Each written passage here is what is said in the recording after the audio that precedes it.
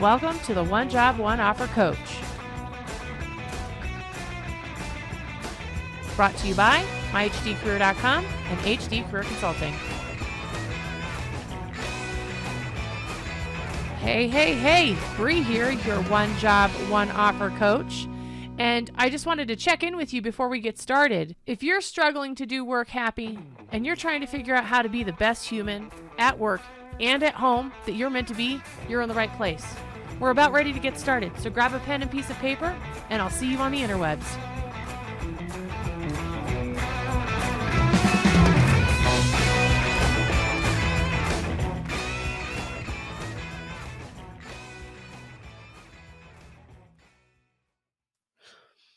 All right, you've done it. You are about ready to and/or are in your first week of your new job. So congratulations on that. I'm super pumped for you. And I decided to put together a video to help you with setting the foundations for a strong work happy, okay? And so we've done all the work. We figured out what it is that you want to do, what your profile is, what your one job, one offer is, and now you've landed it, okay? And now it's the first day of work, or you're getting ready to enter the first day / first week of work. And there's all kinds of excitement, right? There's a whole bunch of information that you're going to be learning and a whole bunch of things you're going to be exposed to. And, you know, depending on the organization, the onboarding system can be really strong, okay, highly structured. And in other cases, it could be somewhat flexible and or non-existent, to be quite honest. And one thing I need you to remember is that when it comes to getting set up for work happy and really just rocking the hell out of your first day, first week, first month, has little to do with a lot of the common things that everybody tells us, like making sure that we're prepared to be there and knowing what to wear. And then we have our, I don't know, all these other superficial things that, you know, are useful, but that's kind of not helpful in the long run. Okay. And so today I wanted to talk to you about 5 things I want you to start practicing prior to day one. And if you haven't, or you're already in your first week or first month or whatever the case is, these are 5 things you can do, period, right now to remedy your work happy. Okay. And help invest in yourself in a way that it contributes to your sustainable work happy over time. Okay. So the first one is water consumption. And you're sitting here thinking, why is she talking to me about water? Right? That's a food thing. She's a job coach. She's the one job, one offer job coach. And why the hell is she talking about water? Well, there's one really big main reason. And it's also has to do a little bit with just consumption. So let me talk a little bit about cognitive fatigue. Okay. You're getting ready to be gavaged or flooded with a bunch of information. Okay. And I want you to think for a second, like, do you remember when we went to school, like the first day of school, or when we got ready for tests, that kind of thing? They talked about being ready to receive information, to prime our brains for learning.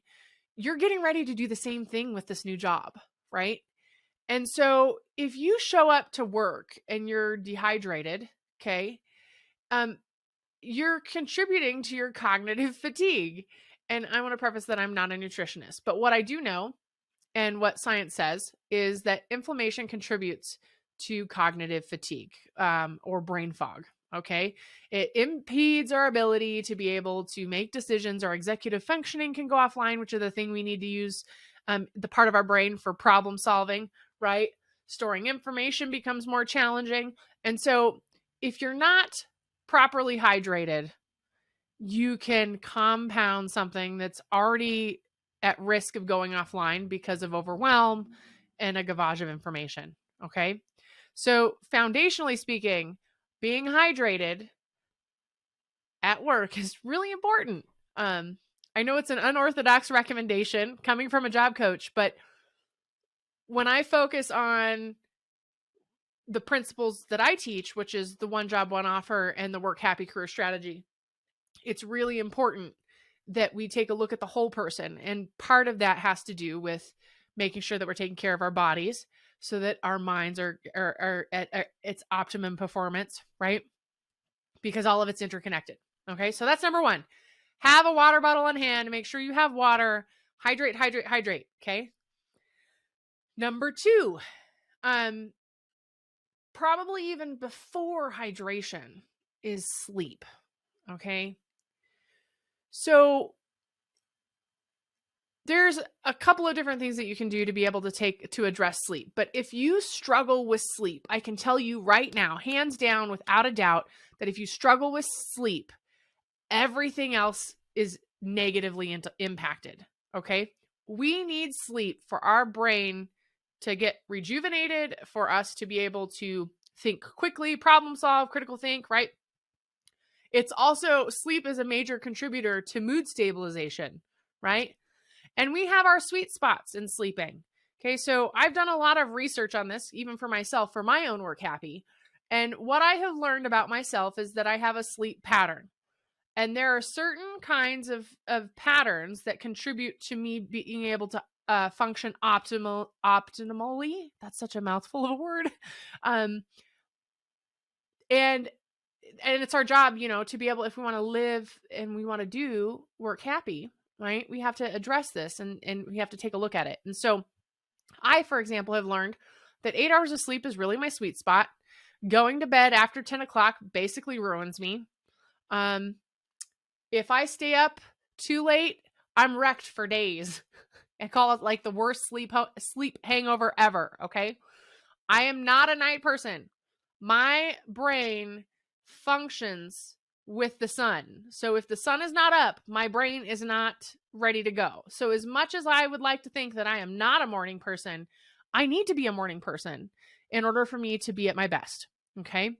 So through all the research and education that I've done around sleep, that's what I've learned about myself. So if you are taking a look at sleep as being one of your challenges, right, then you want to take a moment to figure out how to master what your sleep looks like so it contributes to your overall wellness, so that you can show up to work happy and healthy, which means you can show up at home happy and healthy, right? Number 3, what did I write down here with my handy dandy notepad? Movement was the other one. That was the next one. When we start a new job, or we're taking on big projects, or doing things that are overwhelming, or just new in general, we have a tendency to kind of shut down and sit for long periods of time, which actually drives up, if you deal with anxiousness or attention issues or challenges that interfere with your productivity, sitting for long periods of time is actually very detrimental to us. Okay. And there are people every day going in and struggling with having to have sit in positions, at a desk for hours and hours and hours on end.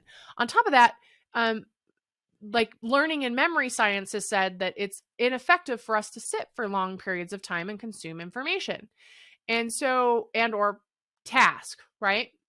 So it's really important that you come up with a plan or a strategy for movement. Your breaks, your lunch period, figure out when you can get up and move, stretch. If you're into working out, can you get a workout in? What things can you do to get the blood flowing, to expel energy so that you're not crawling out of your skin by 1 o'clock in the afternoon, right? As well as so that when you get home, you are not so blitzed that you can't function at home either. Okay. So getting in movement daily at work, even even in a new position, is really important. Make intentional breaks. Okay. Number 4, breathe. Okay. Deep cleansing breaths is going to be something that is going to help you manage the overwhelm of information that you're going to be receiving over the next couple of weeks. Okay. In general, deep cleansing breaths can just help you slow down a lot of things. But more importantly, when the challenge with taking on a new position is sometimes the overwhelm can get the best of us and we don't know until it's too late. And we don't want that, right? And I want you to be 2 or 3 months down the road and have a blowout, emotional blowout because you didn't take some breaths, right? You didn't pace yourself, right? You didn't do the movement. You weren't taking care of your sleeping and your eating and your consumption, right? Of water, right? Because we got to keep inflammation down in order for our brains to do its job. And so when we're not sleeping, eating right, or drinking enough water, it impacts our cognitive function. That's why they tell us when we take tests that we should have a well-rounded breakfast, that we should be fueled for the day. Okay. So work happy is more than just picking something that you thoroughly enjoy. Work happy is taking care of your whole being, including your mind, body, and your spirit. Okay. So, breathing is a one way. Again, that's helping your spirit. That's helping your mind. That's like, we got to take deep cleansing breaths. Maybe if breath is a meditative practice isn't something that's for you, then maybe it's taking a walk. So you're tying in your breath with your movement, right? But either way, breathing and taking moments of pause are going to be really, really important on these first few months as you get acclimated to what it is that you're doing. Okay.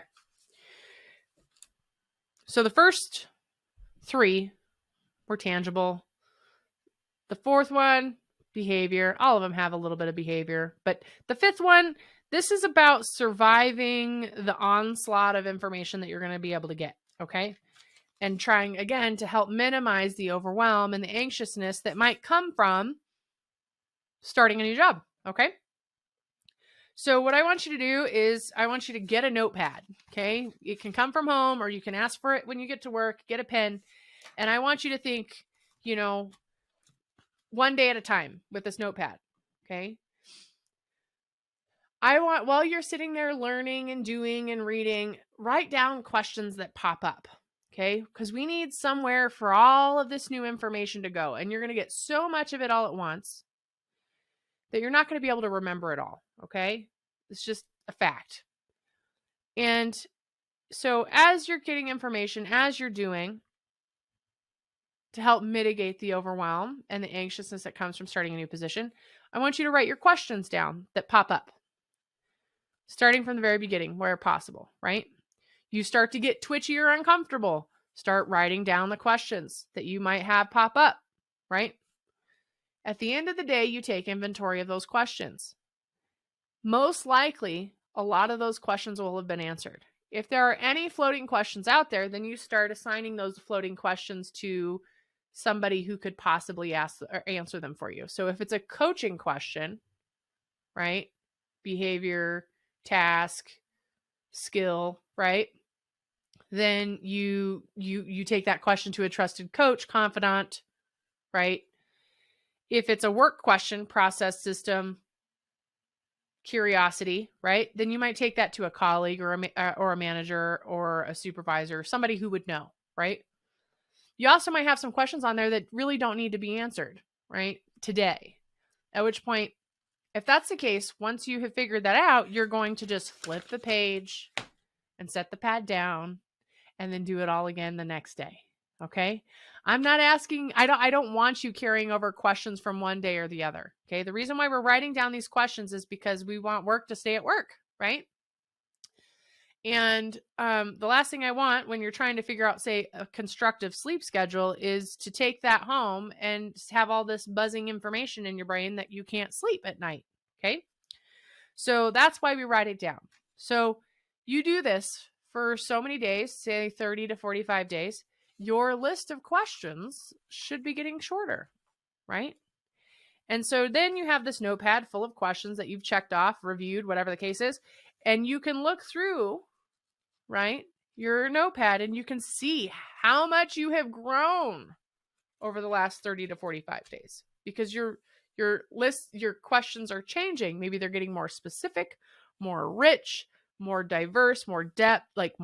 Maybe the list is getting shorter because you're learning, but it's a visual reminder. This question notepad is a visual reminder of how much progress you've made, but it is also a mechanism for you to expel your thoughts and experiences in the forms of questions on a notepad. Okay, so that you're not carrying it around in your brain and it's not interfering with your ability to be able to be present, productive, and to be able to accomplish other things that are important, like making good habit decisions around eating and your hydration and your sleep. Okay, so those are my top 5 work happy career strategy first day tips. Okay, keep in mind that doing all of them all at once can maybe be challenging for some people, and that's okay. And so the best thing about habits, about building healthy habits, is you pick one and you do that one really well, and then you add in another one. So if you're not comfortable with doing it all at once, or you're, you got some of them nailed but not the others, then pick one and do one. But what matters is that you participate and you do the process. So that is it. I hope you're rocking the heck out of your work happy. And again, congrats on your first day, and I will see you on the interwebs. Hey, I just wanted to thank you for listening and watching. If you like what you have heard or seen today, be sure to share, like, subscribe, and tag your friends. Until next time, I hope you rock the hell out of your work happy.